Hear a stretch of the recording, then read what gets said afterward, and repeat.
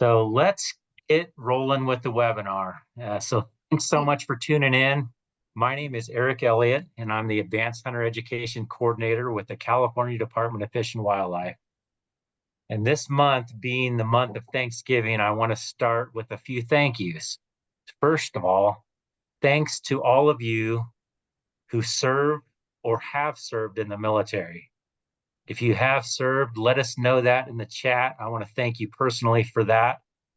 And I just want to thank you for serving us this way and for the part that you played in making our nation absolutely the best nation in the world.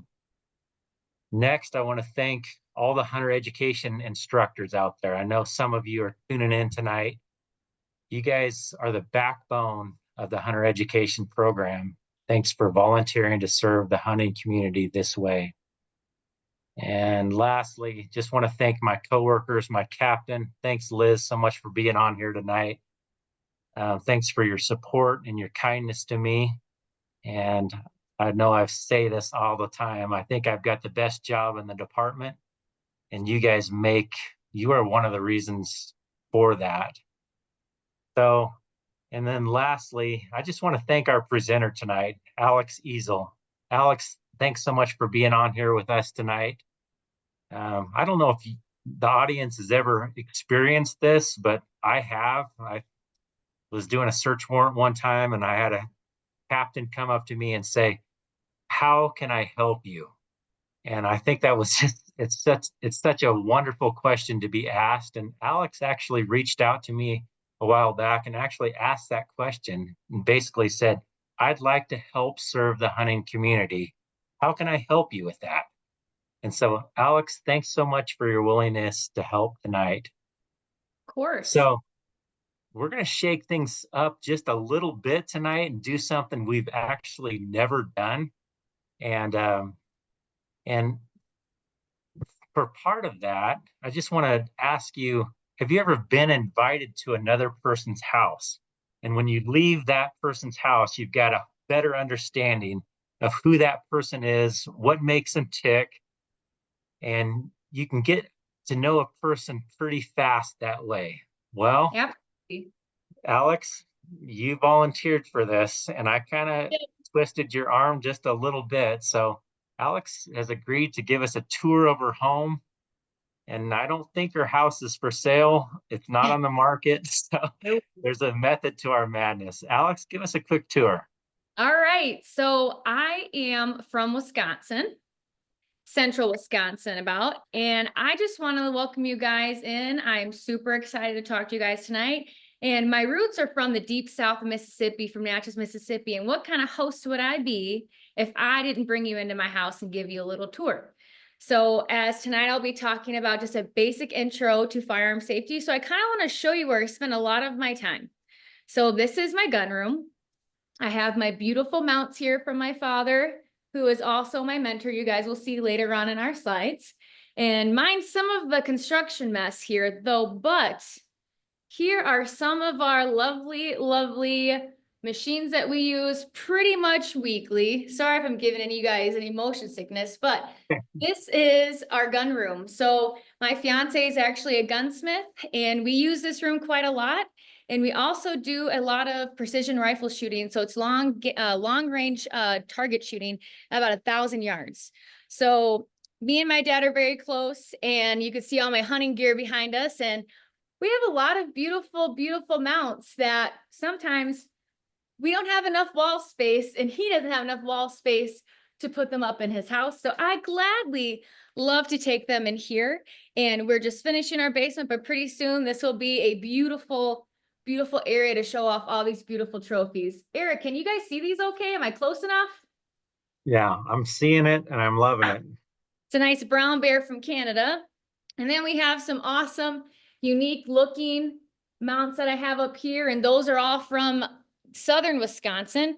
But now I'm going to take you guys upstairs and show you some of my other not so beautiful large deer, but some of my turkey mounts, because I'm an avid turkey hunter. I'm really passionate about turkey hunting, and we are just walking upstairs, and don't mind if you hear my 3 dogs, because They're very excited to see me anytime I come up from downstairs when I'm done doing calls and talking to other women about firearms and building their confidence handling them. So going on to my mantle, we have our beautiful, nice little small, perfect bucks up here.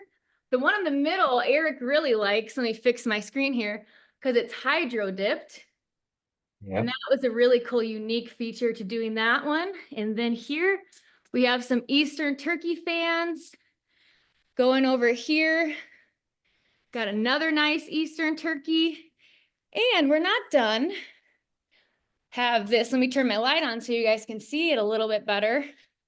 Didn't think you're going to get this kind of a tour today, did you? My beautiful Eastern Turkey that I got last spring. Just gorgeous. Some nice spurs. And just this past spring, I was in South Dakota and I got a beautiful Miriam's turkey.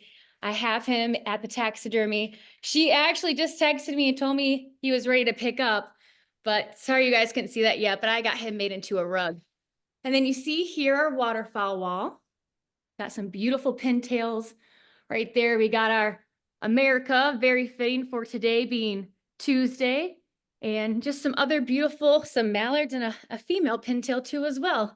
So, Widgeon, sorry. He had to correct me. That was my fiance.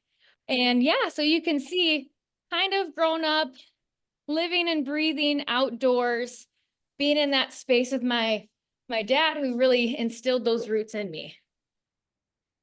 I love it. Yeah. Alex, what I gather from that as you ready to share your screen is that you're not just talking about this stuff, but you live it. You've got a passion for firearm safety and you have a passion for hunting. And so thanks so much for giving us that tour. Absolutely. Sorry if my house wasn't exactly perfectly clean, but I hope you guys really enjoyed seeing a lot of those mounts. Having a little technical difficulty here. Here we go. All right.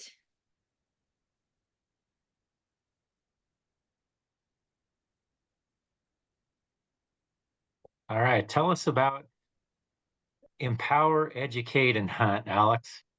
Yeah, so as I have been doing this for quite some time, in the last year, I have really thought, I want to start something on my own with working specifically focused on women, but I do work with all genders. I'm not ever going to say no to a man or a boy that wants to come up and learn. I'm never going to say no, but what I really focus on and doing with Empower, Educate, Hunt, which is my website that I have, is I will come for free and I will be with you 100% dedicated to you, focused on you and your needs.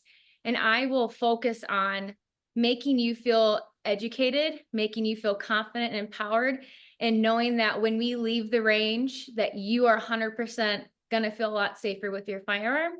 If that is not with firearms, maybe it's just talking about we're going scouting, we're talking about finding, areas to hunt, digitally looking at Onyx or scouting online. It's anything in that realm that I can do that I feel comfortable enough mentoring them. That is what I do.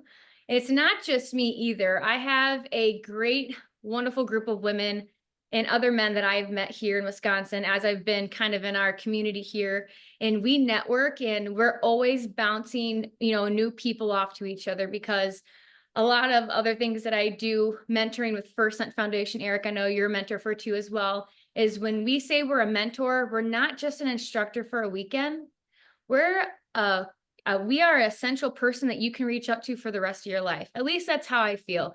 I have ladies that I have been working with at the beginning of the year. I'm going hunting with them this weekend.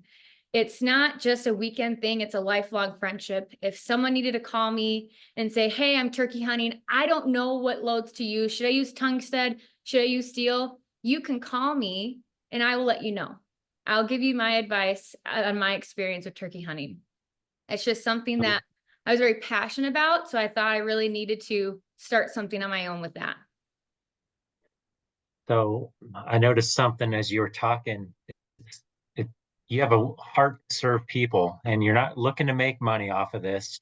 Are you No. telling me that all this stuff that you're offering is free of charge? Yes. Everything is free. Amazing. I don't charge people at all for any of this because the times right now, and just I knew when I was getting started and me growing up personally, we did not have a lot of money. I know how hard and how much of a hurdle that is. So why would why would we make that difficult? And I just want to give back, and I want to make people feel comfortable and 100% confident in an area that can be scary. Handling firearms when you know nothing about it or getting to the hunting, it can be intimidating, right? Yeah, absolutely. So, going on to here, can you guys see my screen okay? Yes. Okay. So, again, like I said, I am Alex, and I love to help women feel empowered and confident. And just a couple of things I want to touch on here. Oop, did my PowerPoint go away? No, I can still see it. It's just it's not in full screen anymore. We had this problem last time, didn't we? Yeah, we did. We tried to work out the bugs, but that's okay. Yeah, I Is that got it now. better? Okay. Yes. So going forward with that is I am also a part of a great organization called First Hunt Foundation. I am actually the state director of Wisconsin, and I have a deputy director. Her name is Megan. She's in this picture as well as I'm looking at her so seriously. And this is at one of our events in February where we did a women only hunter safety class and a women's pheasant hunt with the First Hunt Foundation. So again, I have been teaching hunter safety since I was 12. I've been hunting since before that. Since my dad can get my feet on the ground and go with him, I was with him. I was his little boy that he never had. So again, super passionate about firearm safety. To me, I 100% believe it is the foundation. It is the building block. It's the seed that you get planted in I call it your hunter's ethos, or even if you're never going to be a hunter, your firearm ethos of handling firearms and being absolutely safe with them. So I kind of sound like a repeating, wheel here. Is I call them my pearls of wisdom. And something I'll talk about too later when we talk about safeties is, firearms are machines and they can fail. And I always tell the ladies I mentor that there is no such thing as a safe gun. It's the person who operates it. And when I teach these 4 golden rules of firearm safety it is supposed to be ingrained in your brain that whenever you look at a gun, you think, these are the 4 things I need to think about: making it safe, making sure the action's open, knowing how I can identify what kind of firearm it is, because we want to handle every firearm with intention and with purpose. Love it. Well said, Alex. Thank you. I mean, sometimes my friends think I'm a little over the top, but safety is the absolute most important thing, right? Absolutely. All right.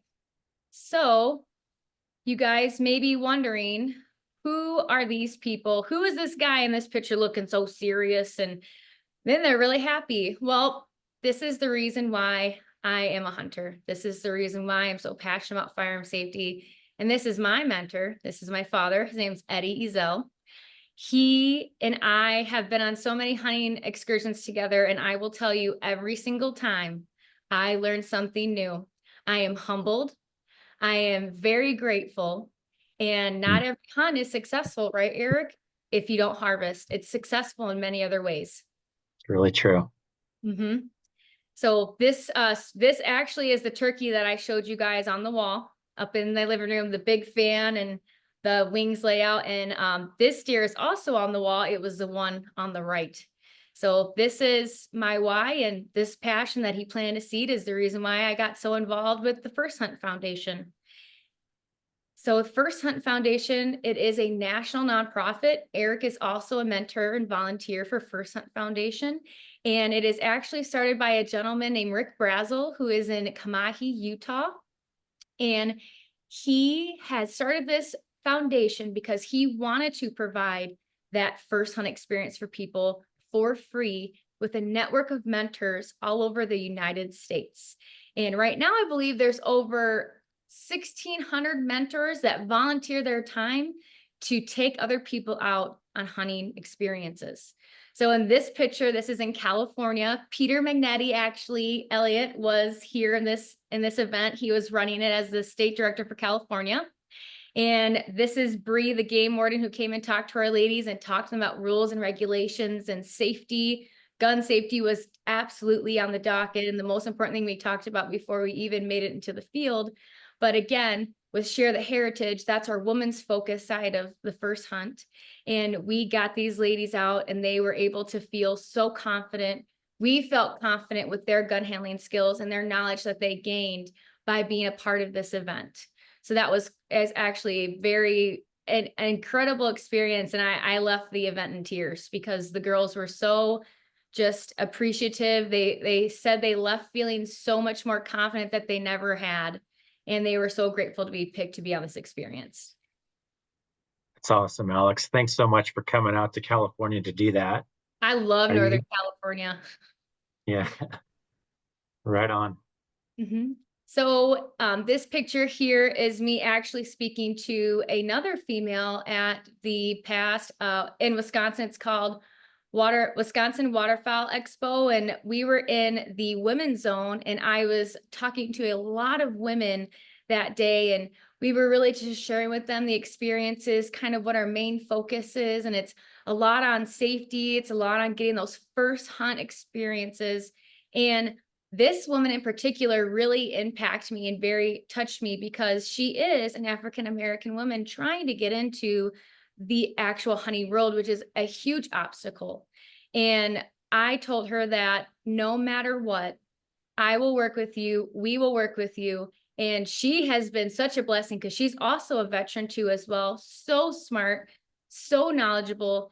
And as I have found myself too, and Eric, you probably can agree, as I've mentored, I think I have learned more from the ladies I've met than actually going to a professional NRA class or something like that. They've taught me so much on how I can deliver an education piece to them, or just knowing how to best meet their needs when it comes to teaching firearm safety, because a lot of women are afraid of guns. They don't know what they're looking at. They don't know what they're doing. They all look so different, right? Like I showed you guys this wall, and some of you could probably identify, oh, that was a lever action. That's a semi-automatic.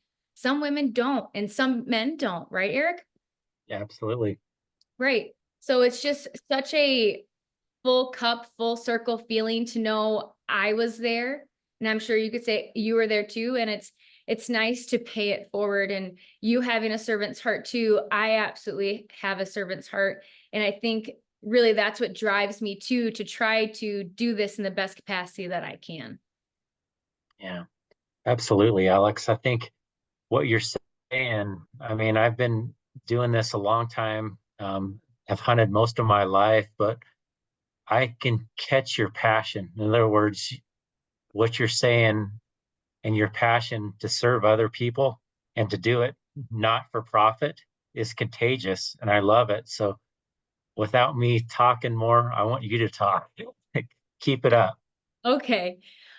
So going on to this slide, I just want everyone who is listening in or who might be potentially watching this in the future, I want everyone to know it's never too late to learn how to do anything.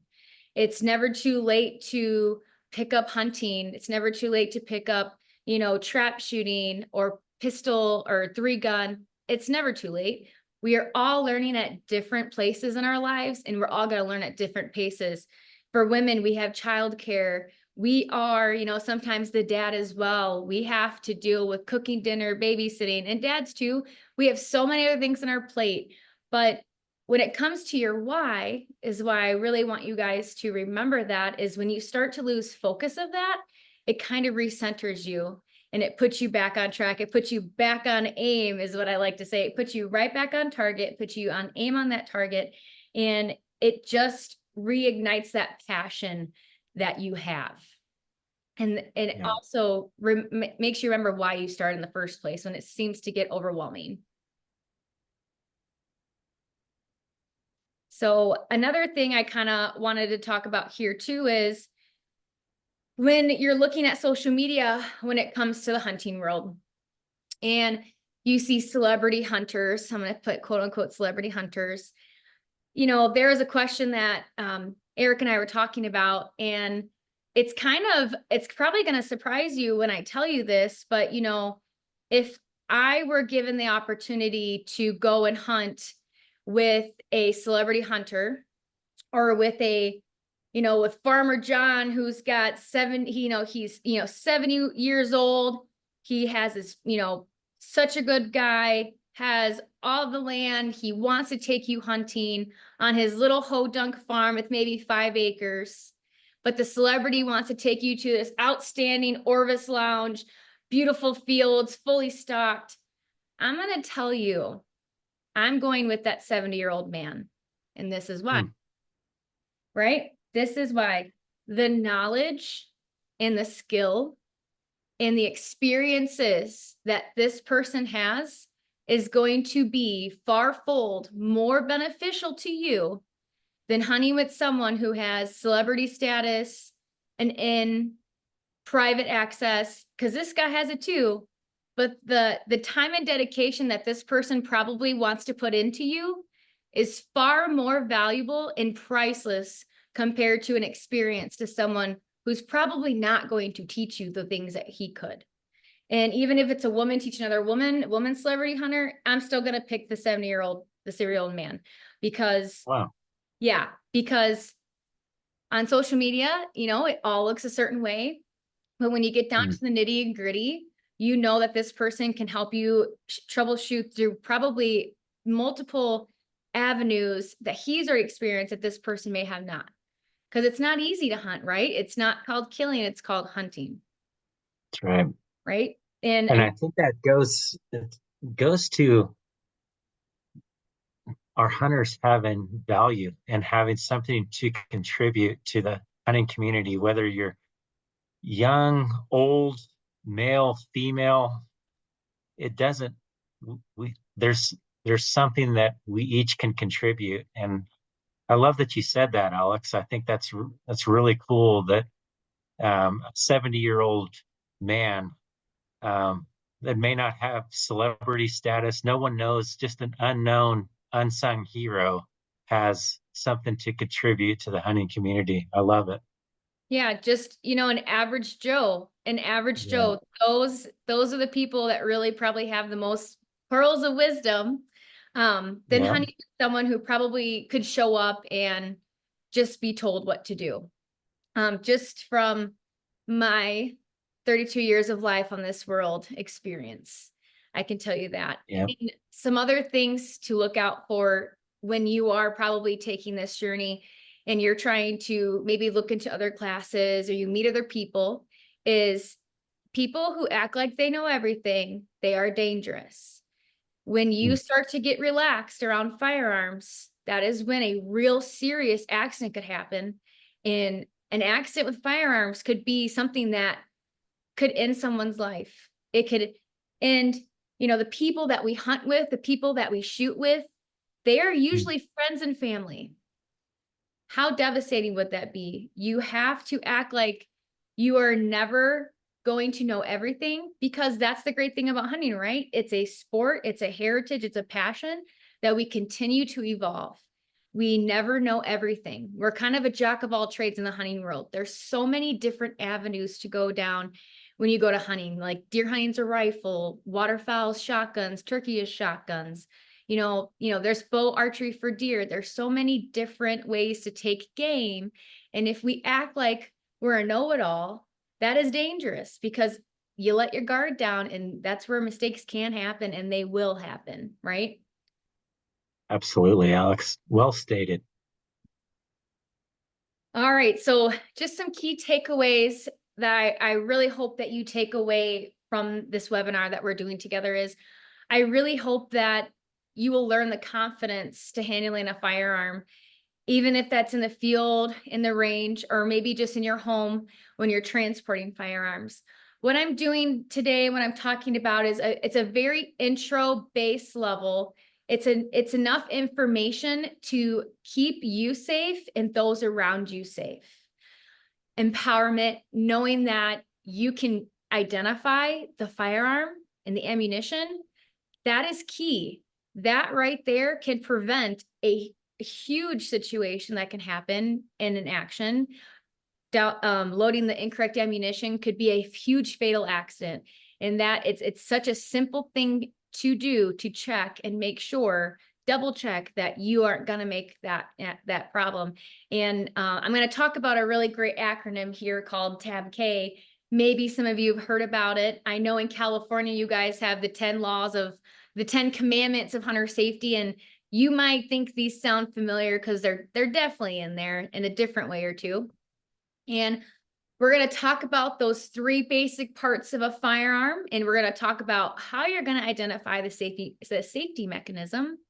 And I just want you guys to just feel overall more comfortable knowing that if you look at any gun on the wall, or if you're going somewhere, maybe to a Cabela's or to any of your firearm stores that you have there, you can look at that firearm and say, hey, can I take a look at that?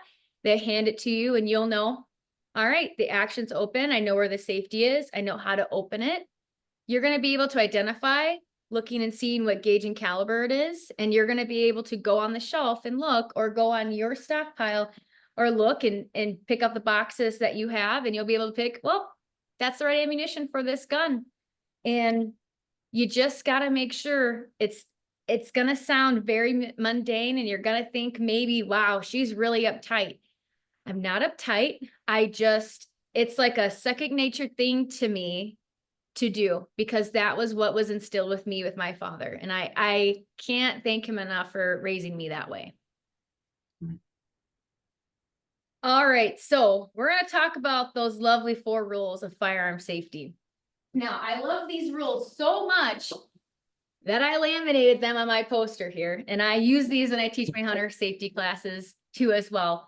So TABK is something that we really teach here. It's our sole foundation for our hunter safety program. Our hunter safety program here in Wisconsin is solely focused on gun safety. So for that T for TABK, we are treating every firearm as if it is loaded. And what that means is when we have that firearm in our position, we are making sure that we're looking in the action, making sure that it's empty. We're double checking and looking down at, maybe tipping the muzzle down to look down the end of the breech to see there's nothing in the actual barrel. And then we're keeping our hands clear of the trigger guard. So going on to A is we're always going to point that muzzle in a safe direction. And as I kind of talk about these, you guys might think, well, they kind of all correlate. They kind of all go together, and they do. And that is why this acronym is so phenomenal. And almost as you're doing them, it's going to just become second nature, and you're almost going to read it off in your mind. You might even say it in your sleep. That's what I say I do. I live and breathe TABK, especially now in Wisconsin. We have our 10-day gun deer season coming up. And I just tell everybody, hey, remember TABK, review it before you go out there. Before you go out there, just remember TABK. So always pointing that muzzle in a safe direction. And you might be saying, well, what's the safe direction? For me, I'm going to tell you, always pointing that muzzle straight up in the air. Some of you might say, well, what about pointing it straight down? Well, that is okay too, but I can tell you that reading the hunting incidences in Wisconsin, a lot of people shoot their foot because they think their firearm is unloaded, because the action's not open to see that, and they have their finger on the trigger guard, slips on the trigger, and they shoot themselves in the foot. It does happen. So to avoid that, I always say, point the muzzle straight up. Never lay a firearm in the back of your truck. Maybe if you're unloading, point it at your family member, because that's another incident that has happened in Wisconsin. Very tragic. It happened a couple of years ago. Father and son were hunting, pointed their muzzles. We were going to unload. The father accidentally shot his son. It was horrible. That was because they were not following TABK, because you start to get relaxed when you're handling firearms. You always have to remember pointing that muzzle in a safe direction. up, at least if you have an accidental discharge, it's going up, it's going away from you. It's not going to be pointed at anybody's face, anyone's body, anyone's car, anyone's dog. Pointing up is the best way to do it. So B is being sure of your target, and that is talking about what's before it and what's beyond your target. So if you guys have taken hunter safety in California, it might be different, but when you're hunting around residents, if they're occupied or not, if you're hunting by a road, there's a car going by. And this is where it is very important to know about your ammunition and knowing how far it travels and its capacity to travel. Sometimes people have their own reloaded ammunition. The velocity might be a little bit different, so it could go a little bit further. Like I said before, my fiance and I shoot PRS, and we shoot at targets that are about 1,000 yards. That's pretty far. In hunter safety, we teach about 1 inch a mile. So if I have a cartridge that's about almost 3 inches, that's going to go about 3 miles. So if we're also thinking about this too, if you miss your target and you don't know what's beyond it, if there is a ravine or a little small hill, and say it does go over that hill and there is a shed or a farm and that hits someone's cow or hits someone, that's not being responsible. That's not being ethical, because we're not making sure what's behind our target. I will say this, and I will say this 100 times over. If I do not feel right, if I have that gut feeling, if I have to look over my shoulder, first of all, you shouldn't take the shot. And second of all, if it is not my intended target and I know I don't have an ethical shot, that means if I pull the trigger, it's going to take that animal as quickly as possible. I'm not going to do it, because you as a hunter, you want to make sure when you're taking game, you're going to be taking it in the most merciful way, right? So making sure you're 100% sure of your target and knowing what's before and beyond it, that's also very essential too, to being a safe gun handler, ethical gun and an ethical hunter. And then K, that one is the most important one. And it is something that, we all make mistakes and we get into a habit. You got to keep your finger off the trigger until we're ready to shoot. And I think it's just instinct before you really kind of train yourself that, okay, finger goes above the trigger guard on the side of my stock. Some people really kind of test the limits with me and they put it over it, but I still say you're touching the trigger guard. I don't want your finger on the trigger guard. Just put your finger above your stock. That is just something that's so essential, because subconsciously, when you're paying attention to what's going in front of you, your finger will move. It will, trust me. And if you keep it on that stock and you keep it up, and when you're ready to pop the safety off, your finger can go right down to the trigger and you can take your shot. So walking around with a finger on a trigger makes me extremely uncomfortable. It would probably make your family or your friends that are hunting with you also extremely uncomfortable if you're walking around with a loaded firearm.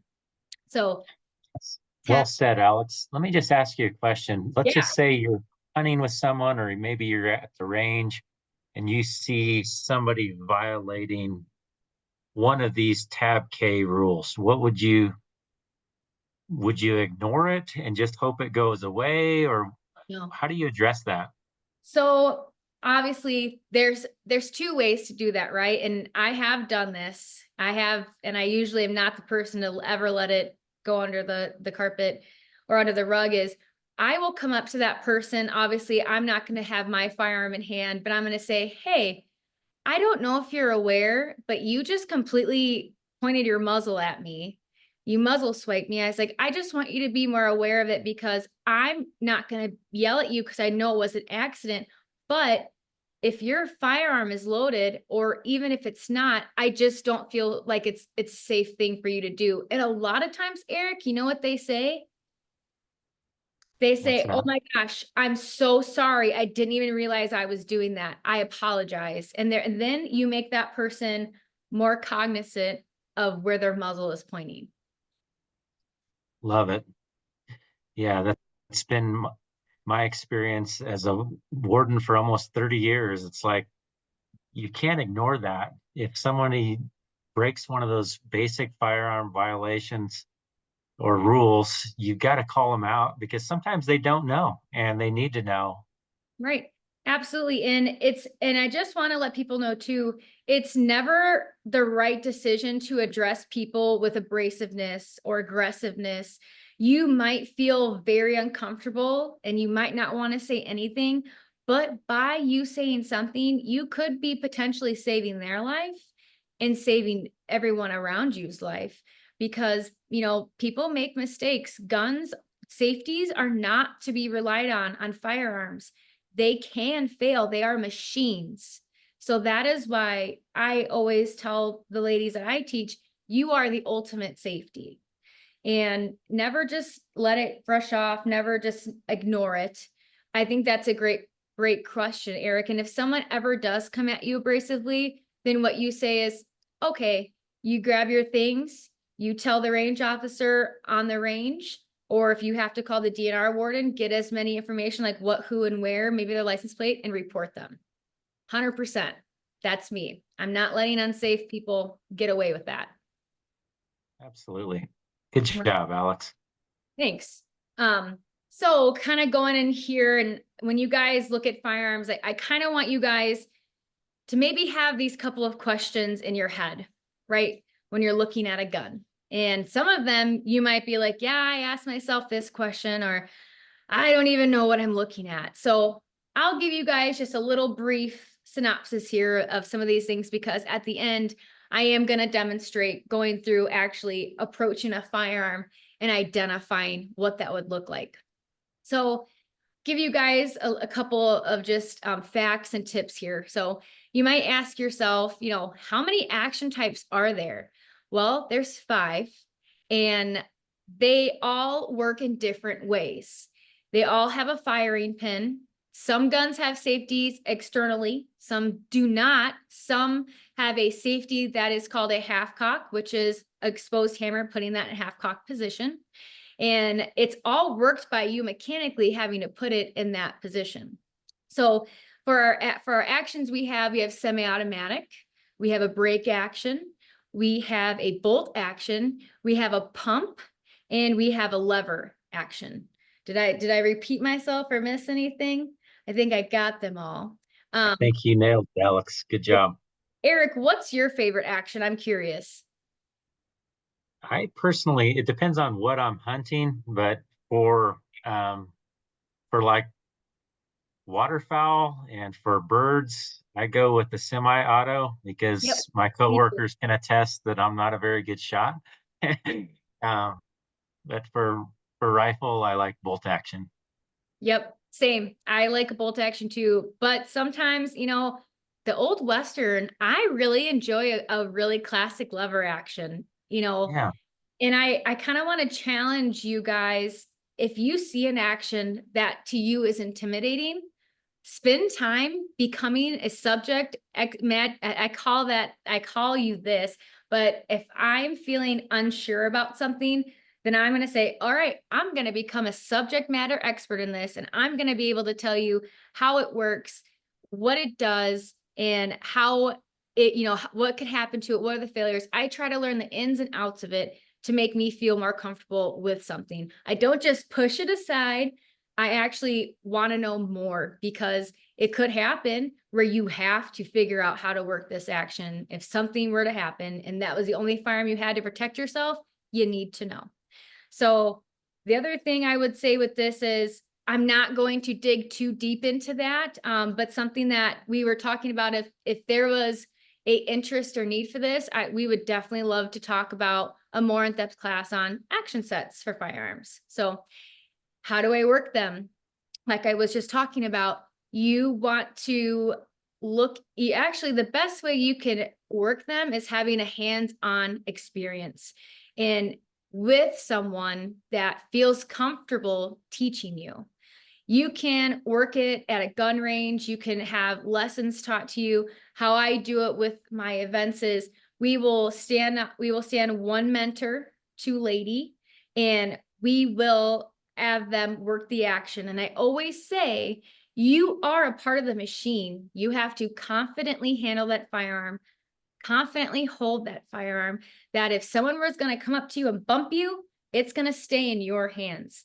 You are part of that machine. You are one. You work together as one, and you have to be confident and very brisk with it. Because with a pump action, if you're not nice and swift with it, you're going to get a jam probably when the shell comes out of the tubular magazine to go into the action if you're not nice and swift. So you have to have that confidence as this is how I work it. I come up, I come down after it ejects the shell when you shoot it. So Absolutely, Alex. And I think that's one of the beauties of having a traditional hunter education class, and having people actually go and experience in-person classes, because the hunter education instructors have all those firearms, and they're fake firearms, so they're not going to shoot, but they're exactly the way a normal firearm is. And so you are actually handling, and you have firsthand experience on all 5 of those actions. yeah, and Eric, and that's why I tell a lot of women, I tell a lot of men, if you're not feeling confident with your gun handling skills, take a hunter safety class. All the firearms are inert. You use ammunition that can't be fired. You cannot make a mistake. You are in a perfect environment to learn. You are with people who want to teach you, who are eager to teach you. And that is what these classes are put on for by the DNR, right? That's what I like to tell people. So when it comes to, all right, so I'm looking at this gun. I know the safety. I know how to, I mean, I know the action, how to work it. Where is the safety? I was showing Eric this cool little thing that I learned too from some other instructors when I was teaching, is you make an L. Okay. So when you do that, let me grab my practice gun here. When you make that L and you put that on the neck of the gun here, I will guarantee you 90% of the time that safety will be on the trigger guard right here or right here. Usually the guns like they'd be right here. On my fake one, it's going to be in the back here, but otherwise you have safeties that are located here. As you can see on this slide, they are sometimes very obvious and sometimes they are not.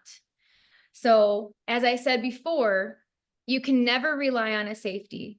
A safety is a backup to you, right? Because like I said, you are the ultimate safety. You are the person handling the firearm with intention and purpose.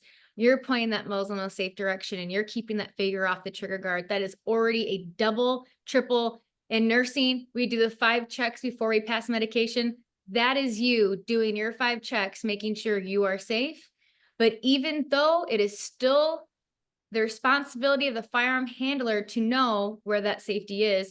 And as you see in the orange highlighted areas on this diagram here, this one right here has it in the back, right by where the thumb grips really gets into that handle. You have one right here. That's going to be right by the trigger guard, making that L your thumb or your pointer finger would meet it. You have one that would be in the front and back, like I just showed you on my little demonstration shotgun. And on the bolt action rifle, you have it back here right by the bolt.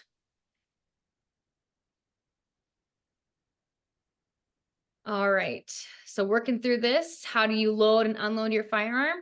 That is a question that I think I'm going to save for when we get to the 3 parts of a firearm. How do I hold it? Yes, this is also a very good question. So how do you hold the firearm? So there is something that you guys can do, and I call it God's pocket. But if you're a lefty or you're righty, you're going to open up that arm. There is a little space here. I call it God's pocket.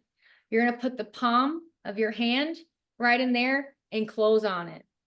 Where you feel that gap close is where the butt of that gun is going to want to be for when you hold it, like this, how you hold the firearm. Obviously, this firearm is not a real firearm, because I will demonstrate with you guys later at the end.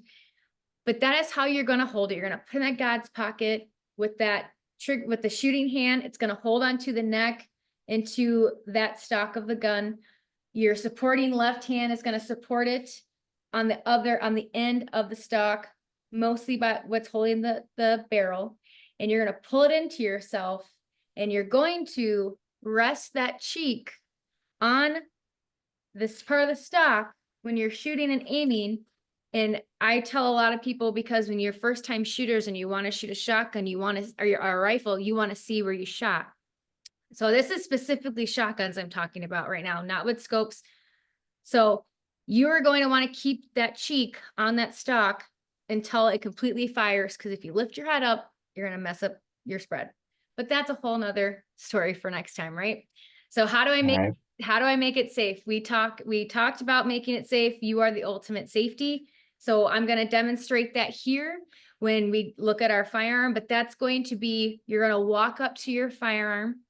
You're going to make sure the action is up facing you, making sure our action is open. First of all, I might pick up the firearm a little bit and tilt it to the side and look down and make sure the action is clear. I'm going to be making sure my safety is on. Now, Eric, do you know, for some people get this really mixed up. Oh, when I see red, it's unsafe because I can see the safety. And that mixes people up so much, but really it's the opposite. You don't want to see red. You want to see black, right? The acronym, or I don't know, Eric, if you say like red is dead, red is hot. Like, what do you say, Eric? Do you have any other things for that? No, I don't, but I think that's a really good point. I think people regularly mess that up. And I think something that I instill in everybody that I hunt with is to regularly be asking them, is your gun the condition of the firearm, and is your safety on? And I think that repetition often helps them to feel where the safety is, and actually, so you're not actually having to look all the time, but you can actually feel it. Does that make sense? Yeah, absolutely. So then we're talking about sights, and I will hit on that on the slide at the end, but you know, I really want to talk about this. How are we going to identify the caliber of this gun? And that's actually going to be on the basic parts of our firearm.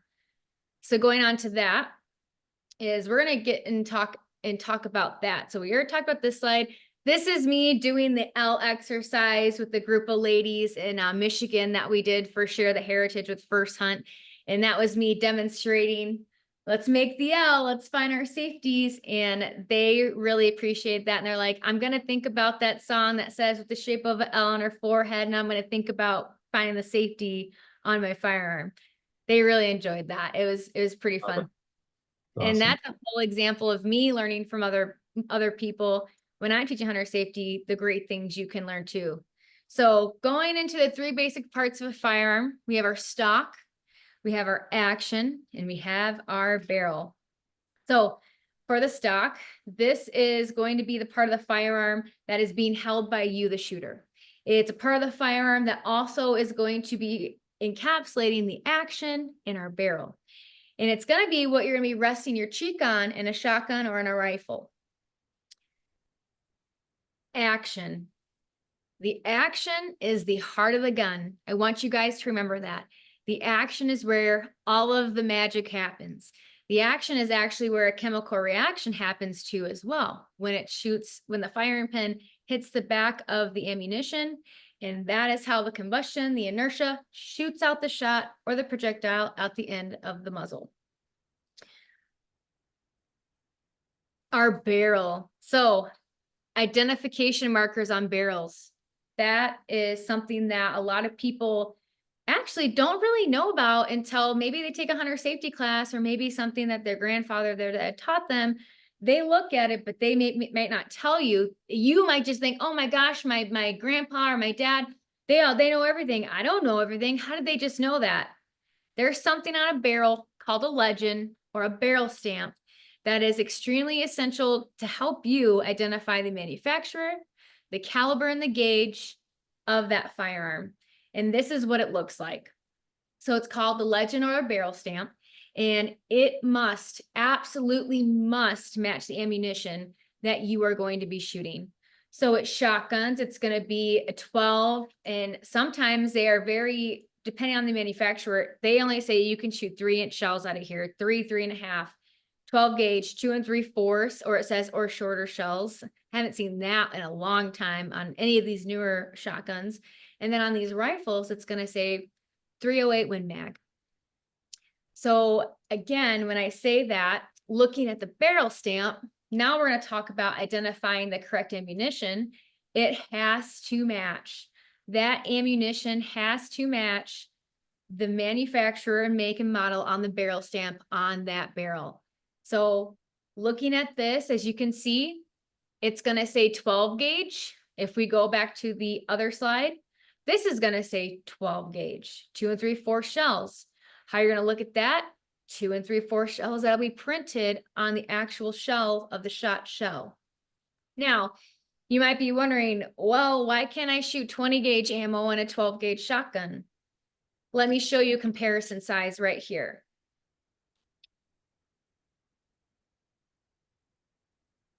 20 gauge shell is going to be longer and it's more slender. That can fit in a 12 gauge, but this is not going to fit in a 20. So if you put this in here, you are going to have a combustion in your action and in your muzzle, and that is right in your face. That can either cause a fatality to you and the person by you, or it can cause really physical disfiguring consequences. And not to scare you, but it is the reality. And it's just something that makes you even more cognizant of why it is important to know, how am I going to identify my firearm? I need to shoot the correct ammunition. Let me check the barrel stamp. Let me check the head stamp on my ammunition, and let me load the correct ammunition every time that you pick up that firearm to go to the range or to go to the field. And I even do that. It's second nature now. And even though I might feel confident and think that I know, there have been times where I'm like, oh, I forgot to take these out. I can't be going to the marsh with my lead trap shells. I haven't picked this bag up in a hot second, especially in the beginning of the season. The same clothes that you wear sometimes to go to the field, the same clothes you might wear to go to the range, because it's, a really windy, snowy, rainy day and it's a heavier material. So going on to our next slide, I kind of talked to you guys about how this is something a little more in depth. I don't want to overwhelm you. Even Eric, we said we don't want to overwhelm you guys with so much information, with this just being an introduction. But this is something absolutely, if the interest is there, we would love to do another one of these webinars and talk more in depth on the action sets here. So what I'm going to do now with the time that we have left is I'm going to go ahead and show you guys a demonstration on how I would safely approach a firearm. Can you see it okay, Eric? I can see it okay, but if you don't mind, go ahead and stop sharing your screen. We'll be able to see it a lot better. All right, let me do that right now. Very good. Is that better? Yes. All right, should I go back to the table? That's perfect right there. All right, so going from the basics and come up to the firearm, okay? And I'm going to identify here that this is the stock, here and here. This is my action. My action is open. I look down and I made sure, and I knew I put, yep, my safety is on. I click it to check. Yep, and I know that my safety is on. The next thing I'm going to do is I'm going to pick up my firearm, and what I'm going to do is I'm going to grab it by the neck, which is going to be right here. And I'm going to grab it by the stock over here. And I'm going to have it, and I'm going to just display to you guys the action, making sure that it's open. Maybe you can kind of see that it's clear and that my safety is on. Perfect. So now looking at this firearm, can anybody tell me if this is a semi-automatic? And I'm going to tell you guys that this is, without just telling you because I know what it is, looking at my legend here, mine's right here. You can't see that. It's impossible for you guys to see it, but this says here on my barrel stamp that this is a 12 gauge 2 3/4 shell. And looking at my ammunition on my head stamp, this says 12 gauge. And on my box, because I don't want to just make sure, I don't want to just guess, is 2 3/4 shells. So now to put the firearm safely back on the table, I'm going to go ahead and place my firearm with the action open, action up facing me so that people can see, with my safety on. And that is how I would properly put the firearm back on the table, pick it up, approach it, identify it, and make sure that I know that it is safe. Outstanding. Good job. Now, I know it could be a lot. I know this material can be very overwhelming. And I know seeing it from this side, it's maybe not as, the best way, but you guys just know that you know where to find the safety, you know how to identify that action, looking into it, making sure it's safe.